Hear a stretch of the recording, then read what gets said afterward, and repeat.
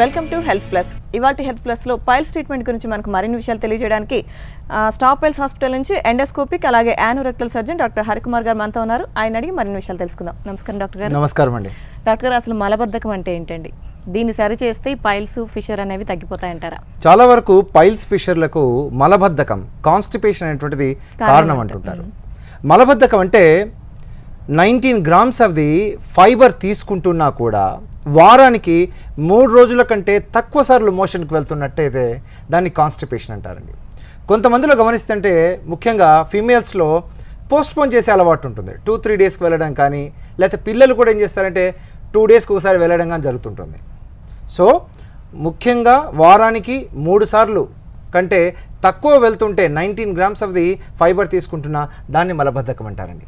చాలా వరకు ఏమనుకుంటున్నారంటే పైల్స్కు ఫిషర్స్కు మలబద్ధకం ఒక్కటే కారణం అనుకుంటుంటారు. ఇంకా చాలా కారణాలు కూడా ఉన్నాయి. ముఖ్యంగా వెయిట్ లిఫ్టింగ్, అలాగే టాయిలెట్ మీద వచ్చేసి ఎక్కువ సమయం గడపడం, తద్వారా ఆ యొక్క వీన్స్ నరాలన్నీ కూడా బ్లడ్ వెజల్స్ బాగా ఎంగార్జ్ అవ్వడం, బాగా బల్జ్ అవ్వడం చేత పైల్స్ వచ్చేటువంటి అవకాశం ఉంటుందండి.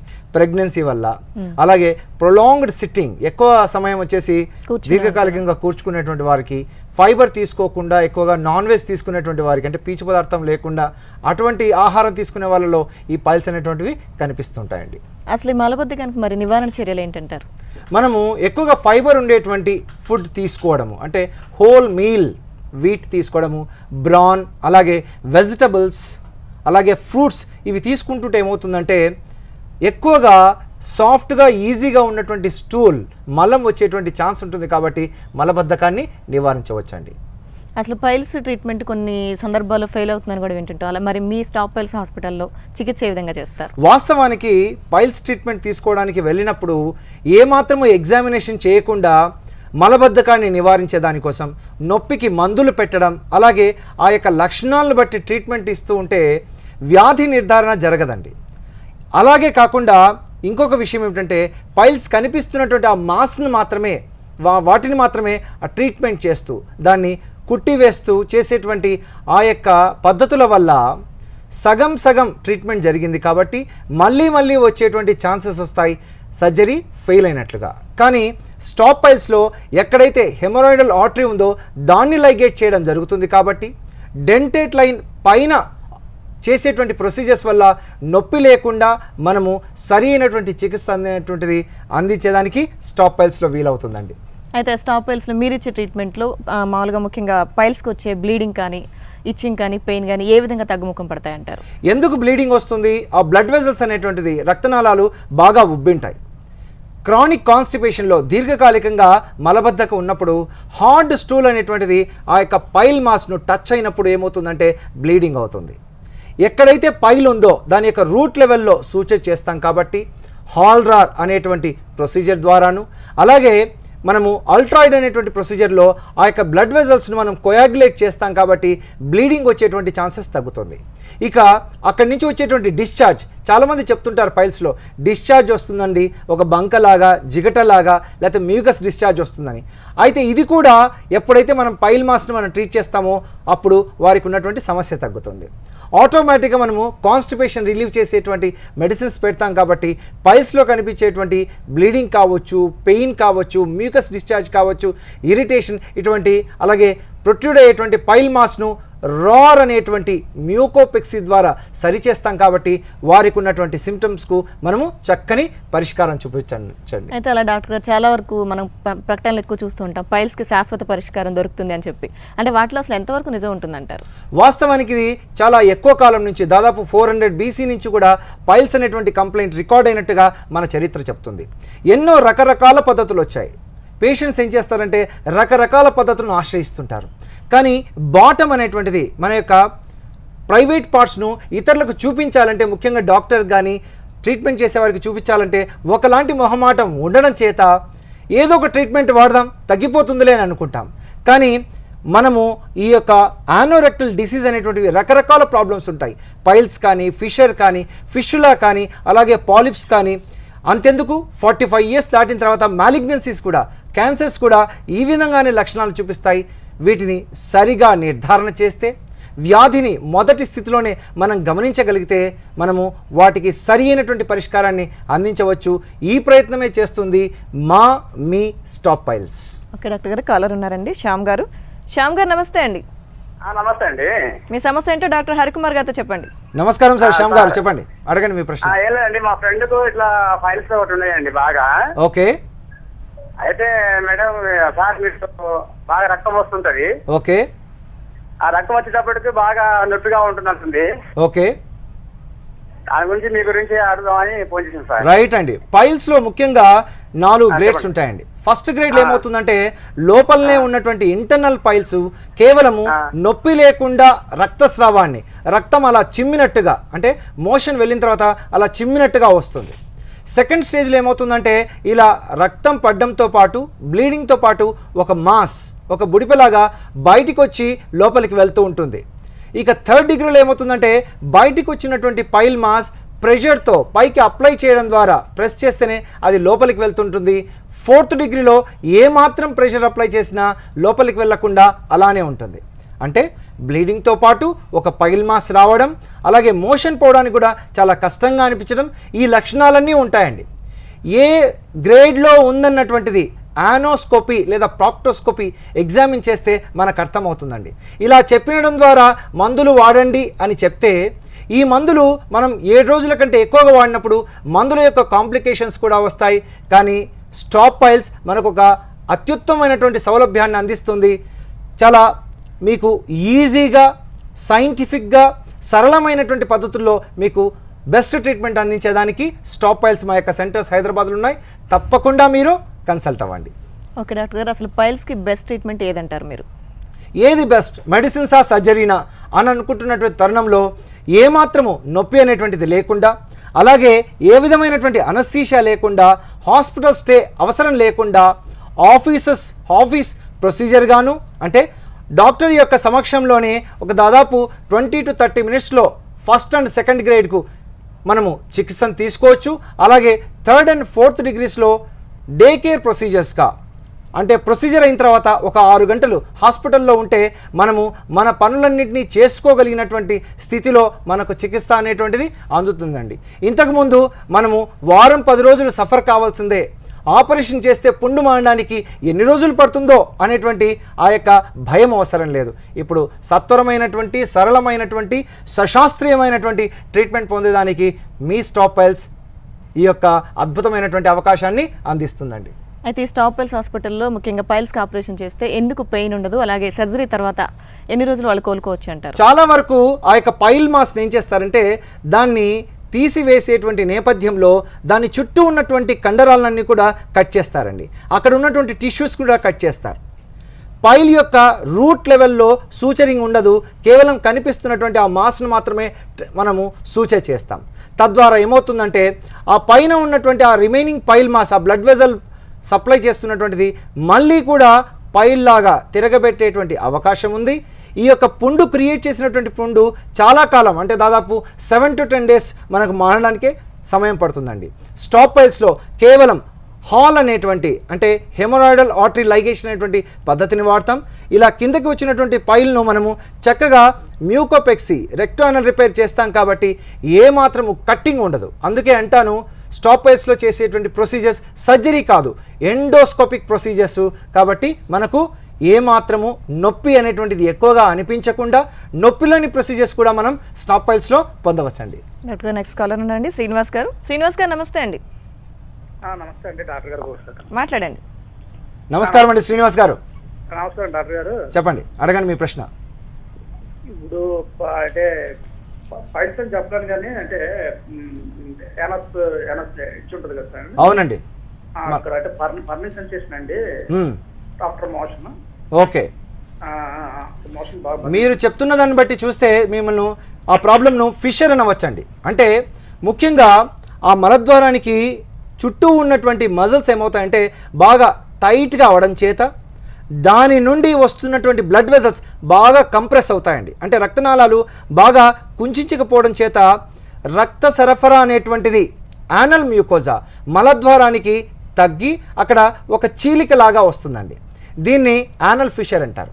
దీని యొక్క లక్షణం ఏమిటంటే మోషన్ వెళ్తున్నప్పుడు చాలా మంటగా ఉంటూ మోషన్ అయిపోయిన తర్వాత కూడా చాలా మంటగా బర్నింగ్ సెన్సేషన్ అనేటువంటిది, పెయిన్ అనేటువంటిది ఉంటుందండి.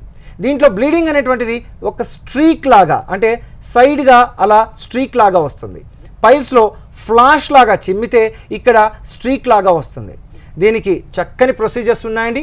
మామూలుగా అయితే సర్జరీ కానీ లేకపోతే మిగతా ఆయింట్మెంట్స్తో మనం కొంతకాలం గడపవచ్చు, కానీ ఏమాత్రం సర్జరీ లేకుండా మెడికల్ స్పింక్టెరాటమీ అనేటువంటి ప్రొసీజర్ ద్వారా దాదాపు ఒక 15 to 20 మినిట్స్లోనే మీకు మంచి రిలీఫ్ వస్తుంది.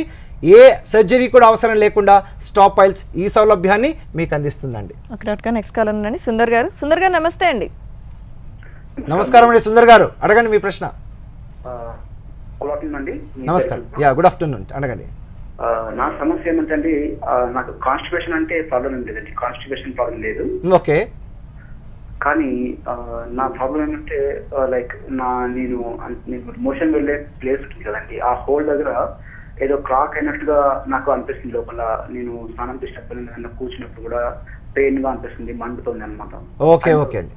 ఒకసారి అంటే నేను అది ఇది ఇలా ఎన్నిసార్లు జరిగానో తెలియదు, కానీ ఒకసారి బ్లడ్ వచ్చింది, బ్లడ్ చెక్ చేసుకున్నాను. బ్లడ్ వస్తే బ్లడ్ చీట్ కంటింది అనమాట. ఓకే ఓకే అండి. సో ఏదైనా యానోరెక్టల్ ప్రాబ్లమ్స్కు ప్రాక్టోస్కోపీ, యానోస్కోపీ అనేటువంటిది చేసుకోవడం చాలా మంచిదండి. అంటే ఆ యొక్క ప్రాంతాన్ని పరీక్ష చేస్తే స్కిన్ ట్యాగ్స్ కూడా కొంతమందికి ఉంటాయి. వాస్తవానికి ఎక్స్టర్నల్ పైల్స్ కూడా, అంటే బయట కనిపించేటువంటి పైల్స్ కూడా ఇలా ఉబ్బుగా ఉంటాయి. ఇవి పగిలినప్పుడు రక్తము బ్లీడింగ్స్ లాగా, బ్లీడింగ్ పిఆర్ అంటే పైల్స్ లాగానే మనకు కనిపిస్తుందండి. అలాగే స్కిన్ ట్యాగ్స్ అనేటువంటిది క్రానిక్ ఫిషర్లో కూడా అలా స్కిన్ ట్యాగ్ ఉంటుంది. వీటి వల్ల సమస్య ఏమిటంటే మోషన్ అనేటువంటిది వెళ్ళిన తర్వాత క్లీన్లీనెస్ మెయింటైన్ చేయడానికి ఇవి అడ్డుపడుతుంటాయండి. అంటే అక్కడంతా కూడా సాయిలింగ్ అవుతూ ఉంటుంది. ఫిషర్స్లో అయితే పెయిన్ ఉంటుంది. ఎక్స్టర్నల్ పైల్స్ కూడా ఒక బుడిపలాగా ఉంటాయి. అన్లెస్ అవి థ్రాంబోస్ అయితే అవి చాలా పెయిన్ఫుల్గా ఉన్నటువంటి కండిషన్స్. ఒక్కసారి ఎగ్జామిన్ చేస్తే మీకున్నటువంటి ప్రాబ్లమ్ను మనం సరి చేయవచ్చండి. డాక్టర్ గారు కాలర్ వెయిట్ చేస్తున్నారండి, కడప నుంచి కిరణ్ గారు. కిరణ్ గారు నమస్తే అండి. నమస్తే మేడం. మీ ప్రాబ్లం ఏంటో హరికుమార్ గారితో చెప్పండి. కిరణ్ గారు నమస్కారం, అడగండి మీ ప్రశ్న. సార్ నమస్తే. నమస్కారం సార్, మాకు లావు పొడుపు మాత్రం వచ్చలేదు సార్. ఓకే అండి. సార్ అది కొంచెం లెట్రిన్ కూర్చుంటానే మళ్ళీ వస్తలేదు సార్. Okay right. సార్ అది 2 years నుంచి ఉన్నాయి సార్. కొంచెం అది హోమియోపతి వాడినాము. ఓకే సార్ అయినా తగ్గలేదు సార్. యూజువల్గా ఏమవుతుందంటే చెప్పినటువంటి లక్షణాలను బట్టి ట్రీట్మెంట్ రాసివ్వడం అనేది జరుగుతుంది రకరకాల పద్ధతుల్లో. అయితే లెఫ్ట్ లేటరల్ పొజిషన్లో, అంటే ఎడమ వైపుకు తిరిగి చక్కగా కాళ్ళను లోపలికి ఫ్లెక్స్ చేసుకుంటూ ఆ ఎగ్జామిన్ చేస్తే మనకున్నటువంటి సమస్య అక్కడ కనిపిస్తుందండి. ఒక బుడిపలాగా కావచ్చు, చీలికలాగా కావచ్చు, లేకపోతే ఫిష్లా అంటే ఒక ఓపెనింగ్ లాగా కూడా కనిపిస్తుంది. ఇక రెండవ స్థాయిలో ఏం చేస్తామంటే డిజిటల్ ఎగ్జామినేషన్ చేస్తాం, అంటే ఫింగర్తో ఎగ్జామిన్ చేస్తాం. చేసినప్పుడు మనకు తెలుస్తుంది ఫిషర్ అనేటువంటి ప్రాబ్లంలో వారు ఆ నొప్పితో భరించలేక అలౌ చేయరు, అంటే ఎగ్జామిన్ చేయడానికి కూడా. పైల్స్లో చక్కగా మనకు తెలుస్తుంది, మనకు ఏదైనా ప్రాబ్లం లోపల ఉన్నట్లయితే తెలుస్తుంది.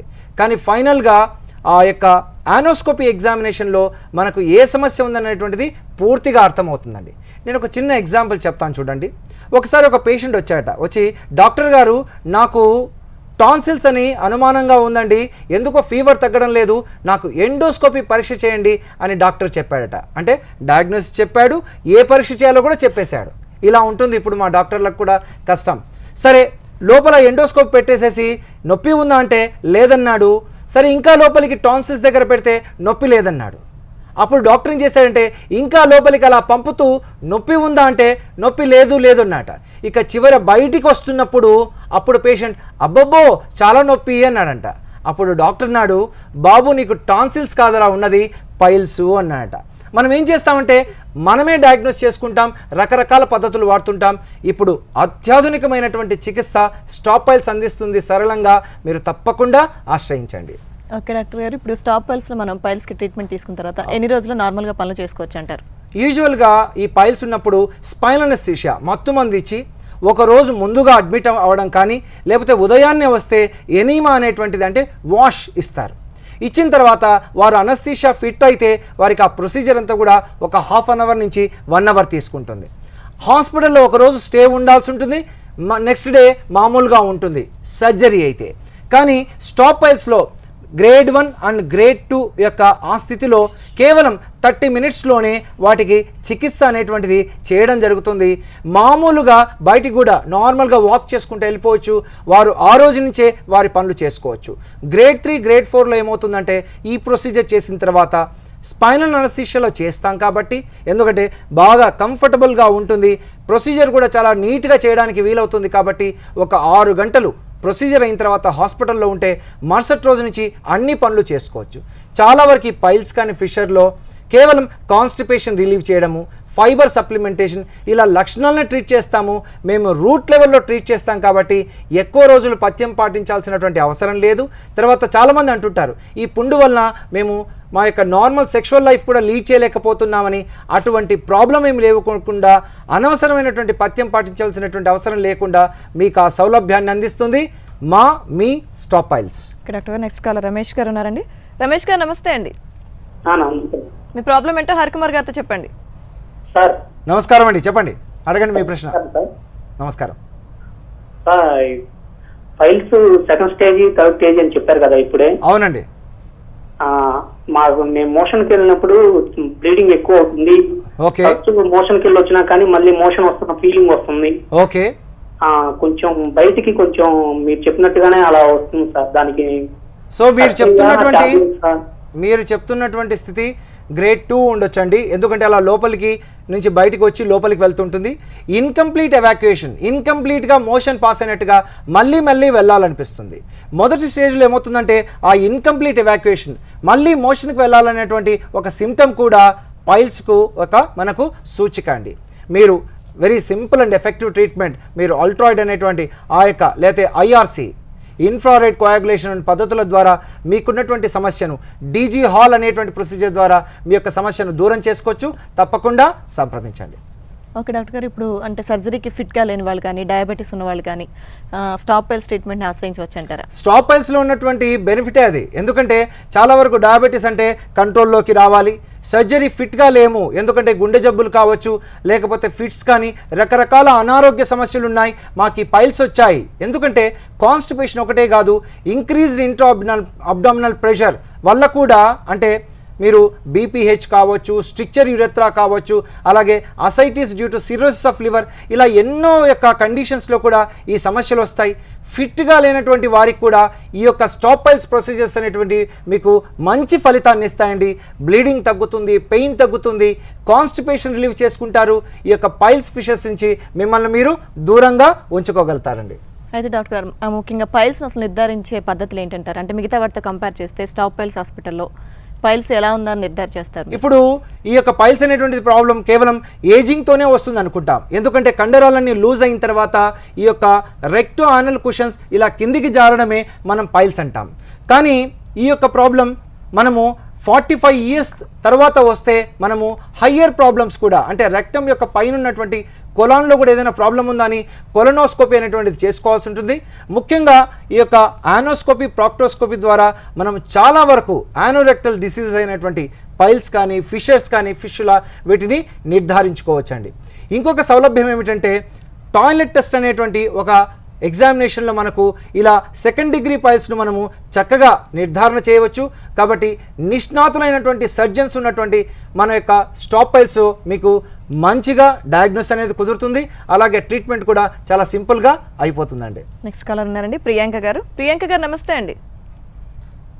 నమస్కారం అమ్మా ప్రియాంక గారు, నమస్కారం, చెప్పండమ్మా. నమస్తే సార్.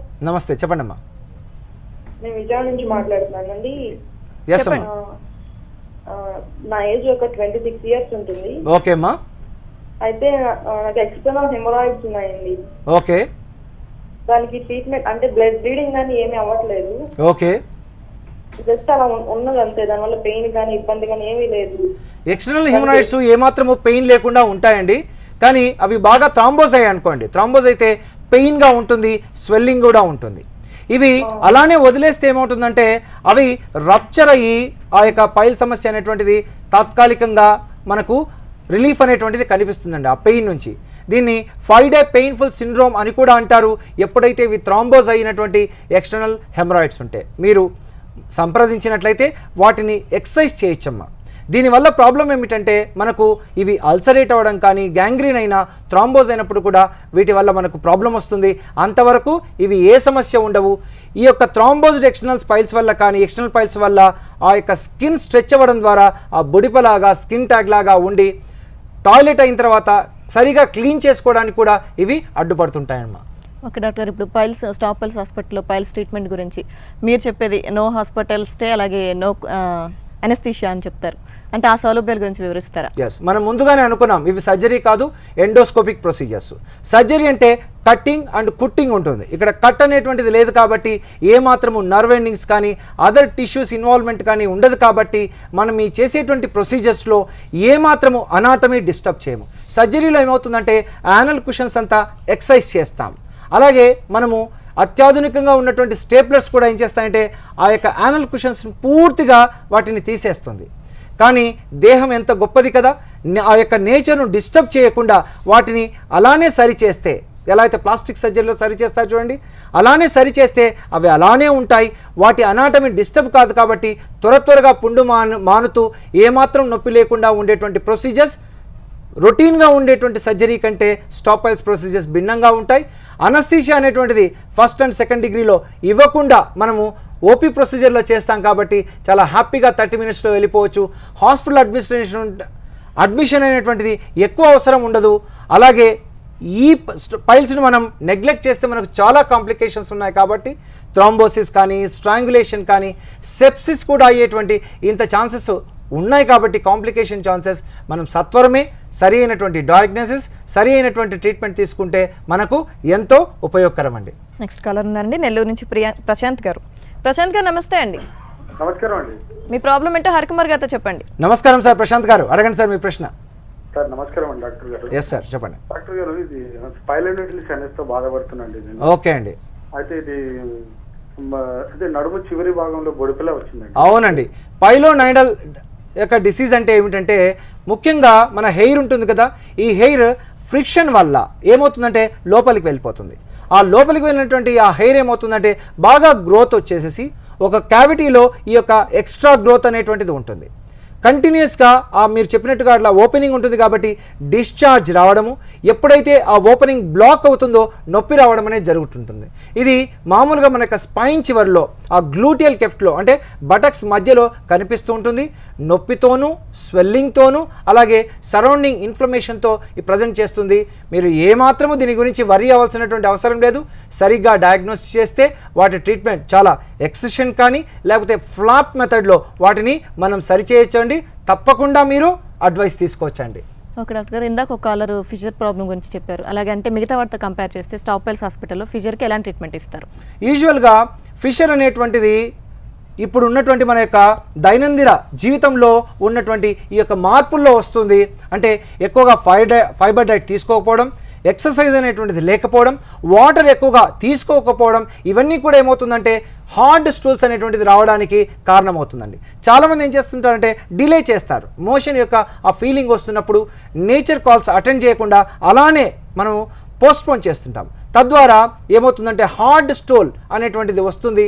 ఎక్కువగా ఈ యొక్క మనము యానల్ మ్యూకోజాను టేర్ చేయడం కానీ ఉన్నటువంటి ఇంటర్నల్ పైల్స్ను బాగా అలా ఫ్రిక్షన్తో అలా టచ్ చేయడంతో బ్లీడింగ్ కానీ సమస్యలు కానీ వస్తూ ఉంటాయండి. అయితే ఫిషర్కు యూజువల్గా ఏం చేస్తారంటే మ్యాక్సిమం యానల్ డైలటేషన్ అనేటువంటిది మామూలుగా చేసేటువంటి ప్రొసీజర్. అలాగే స్పింక్టరాటమీ, ఏదైతే స్పింక్టర్ అనేది టైట్గా ఉందో దాన్ని కట్ చేసి లూజ్ చేయడం, అలాగే ఆ యొక్క కనిపిస్తున్నటువంటి ఫిషర్ను కూడా ఫిషరెక్టమీ, ఇలాంటి ప్రొసీజర్స్ చేస్తే పోస్ట్ ఆపరేటివ్ పీరియడ్లో పెయిన్ ఎక్కువగా ఉంటుంది. పుండు మానడానికి కూడా చాలా ఎక్కువ కాలం తీసుకుంటుంది. సిడ్జ్ బాత్లు అంటూ ఆయింట్మెంట్స్ అంటూ. కానీ మా స్టాప్ పైల్స్లో మెడికల్ స్పింక్టరాటమీ చేస్తాం కాబట్టి 2 to 3 డేస్లో ఏమాత్రం అక్కడ ఎక్కువ ఇంటర్వెన్షన్ ఉంటుంది కాబట్టి మీరు సత్వరమే వాటి వల్ల ఆ యొక్క ప్రాబ్లమ్స్ నుంచి ఫైల్స్ యొక్క ప్రాబ్లం, ఫిషర్స్ యొక్క ప్రాబ్లం నుంచి సత్వరమే మీరు రిలీఫ్ అనేటువంటిది అలాగే క్యూర్ అనేటువంటిది పొందవచ్చండి. ఓకే డాక్టర్ గారు, పైల్స్ ట్రీట్మెంట్ గురించి చాలా విషయాలు చెప్పారు sir. Thank you so much అండి. థ్యాంక్స్ అమ్మా. ఇది వాళ్ళ హెల్ప్ ప్లస్. నమస్తే. బాగుందా?